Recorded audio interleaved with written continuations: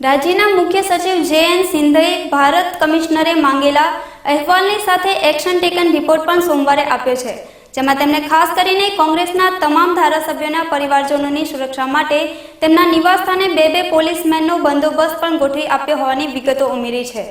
કોંગ્રેસના સિનિયર આગેવાનોએ ભારતના ચૂંટણી કમિશનરની મુલાકાત લીધી હતી અને રાજ્યસભાની ચૂંટણીમાં કોંગ્રેસના ધારાસભ્યોને સત્તાધારી પક્ષ દ્વારા ધમકી અપાઈ રહી હોવાની ફરિયાદ કરાઈ હતી, જેમાં સંદર્ભમાં કેન્દ્રીય ચૂંટણી પક્ષે ગુજરાતના મુખ્ય સચિવનો સંપર્ક કરી આ અંગેની વિગતો માંગી હતી. જે.એન. સિંધે જણાવ્યું હતું કે તેમણે ચૂંટણી પંચને રિપોર્ટ મોકલી આપ્યો છે.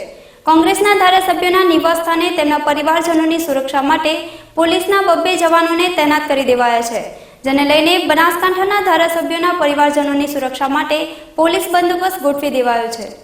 પાલનપુર ખાતે આગામી રાજ્યસભાની ચૂંટણીને અનુલક્ષીને ભારતના ચૂંટણી પંચ દ્વારા રાજ્યસભાના ઉમેદવારશ્રીઓની ચૂંટણી પૂર્ણ ન થાય ત્યાં સુધી કોંગ્રેસના ધારાસભ્યોના નિવાસસ્થાને તેમની પરિવારની સલામતી અને તેમની માટે 2 ગાર્ડ નાઇટ અને દિવસે અને રાત્રિના દરમિયાન સુરક્ષા આપવાની સૂચના કરેલ હોય જે આપવામાં આવેલ છે.